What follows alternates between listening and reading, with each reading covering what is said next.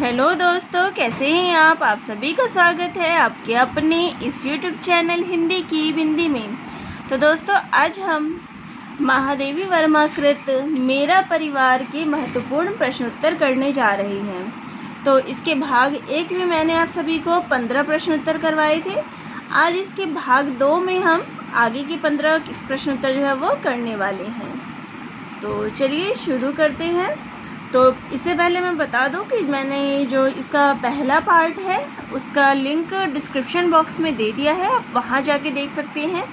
इसके साथ ही जो इसका मेन जो संस्मरण है मेरा परिवार, जिसमें सभी आपको जितने भी जीव जंतु हैं उसके बारे में जानकारी मिल जाएगी, तो उसका लिंक भी आप सभी को डिस्क्रिप्शन बॉक्स में मिल जाएगा।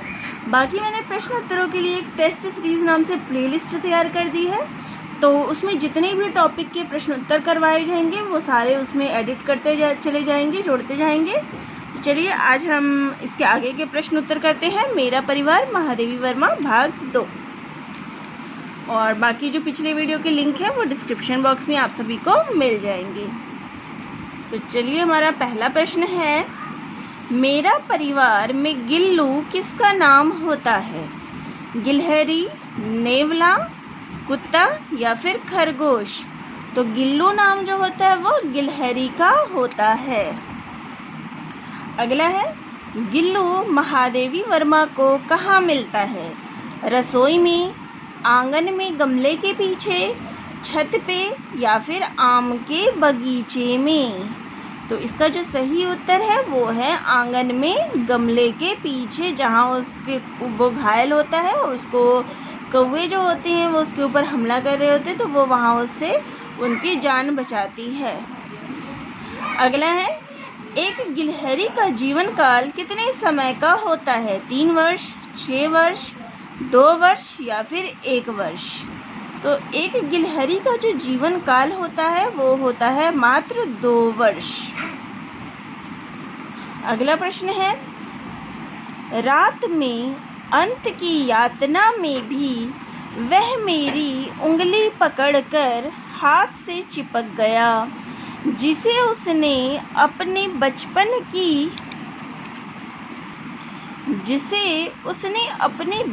की मरणासन स्थिति में पकड़ा था। पंजे ठंडे हो रहे थे, परंतु प्रभात की प्रथम किरण के स्पर्श के साथ ही वह किसी और जीवन को जगाने के लिए सो गया। तो यह कथन जो है मेरा परिवार के किस सदस्य के लिए कहा गया है? कि कौन ऐसा सदस्य था जिसकी अंतिम यात्रा के समय का इसमें वर्णन है? तो किसके बारे में कहा गया है? गिल्लू गिलहरी, सोना हिरनी, गौरा गाय या फिर दुर्मुख खरगोश? तो ये बात जो है वो गिल्लू गिलहरी के लिए कही गई है कि वह लेखिका की उंगली पकड़कर उनके हाथ से चिपक गया। तो ये कविता की जो संस्मरण है उसकी ये पंक्ति है जो गिल्लू गिलहरी के बारे में कहा गया है। तो इस प्रकार से भी हमें प्रश्न आ सकते हैं। अगला प्रश्न है, मेरा परिवार के तीसरे संस्मरण में हिरनी का नाम क्या रखा गया था? गौरा, राधा, सोना या फिर नीला? तो जो हिरनी थी उसका नाम सोना रखा गया था, तो सोना हिरनी का नाम सोना था। अगला है, उसका मुख इतना छोटा सा था कि उसमें शीशी का निप्पल समाता ही नहीं था, उस पर उसे पीना भी नहीं आता था। फिर धीरे धीरे उसे पीना ही नहीं, दूध की बोतल पहचानना भी आ गया। तो ये बात जो है वो किसके लिए कही गई है? सोना के लिए, गौरा के लिए, निक्की के लिए या फिर रोजी के लिए? तो ये बात जो है वो सोना के लिए कही गई है, सोना हिरनी के लिए, कि वो बहुत छोटी सी थी तो उसे पकड़ना भी, बोतल से भी जो है दूध पीना नहीं आता।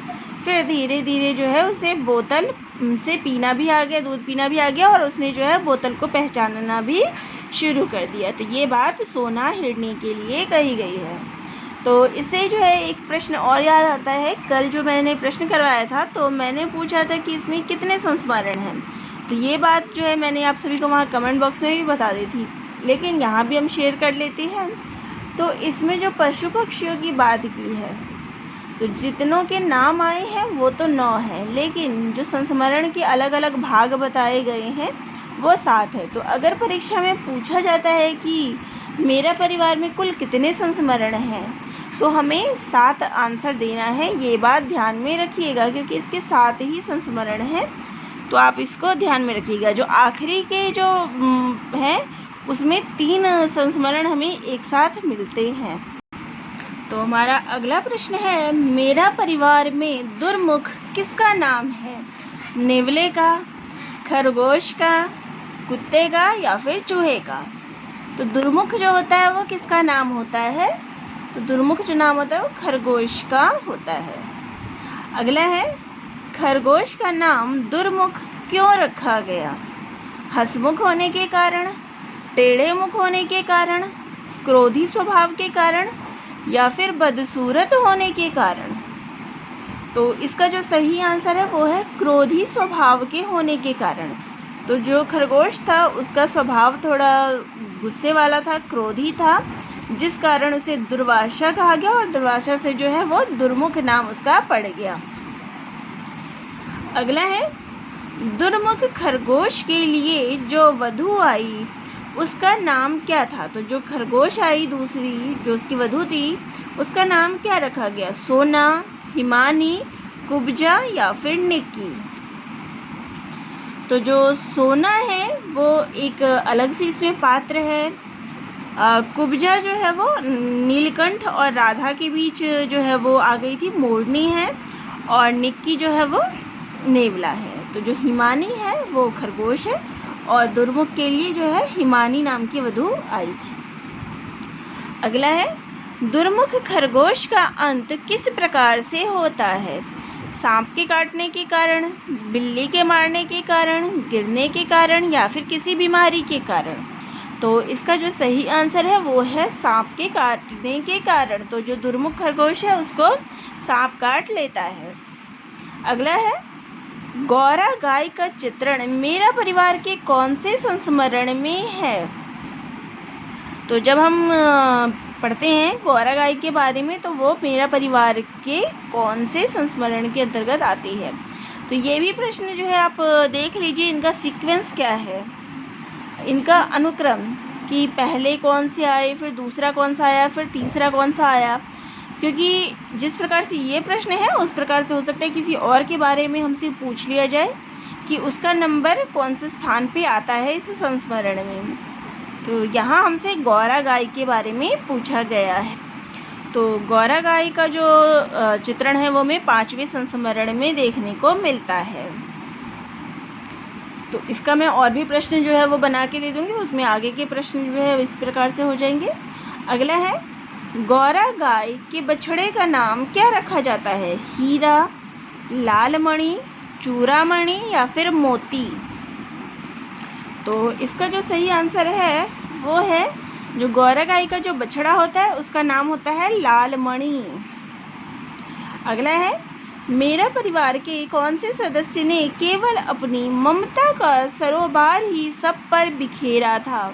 तो कौन से ऐसे सदस्य था जिसने केवल अपनी ममता की छाया ही सबको दी? गौरा, नीलकंठ, सोना या फिर रोजी? तो इसका जो सही आंसर है वो है गौरा। तो गौरा गाय ने जो है सब पे अपनी ममता ही बिखेरी थी। उसका दूध जो है, उसका पूरा परिवार जो था, मेरा परिवार के अंतर्गत जितने भी पशु पक्षी थे सब जो है वो गौरा गाय का दूध पीते थे और सबको उसने प्यार ही दिया था। अगला है, मेरा परिवार के 6वें संस्मरण का सदस्य कौन है? दुर्मुख, सोना, नीलू या फिर निक्की? तो इसका जो सही आंसर है वो है नीलू। तो नीलू जो है वो कुत्ता है जो कि इस संस्मरण का 6वां सदस्य है। अगला है, मेरा परिवार के अंतिम संस्मरण का पात्र नहीं है।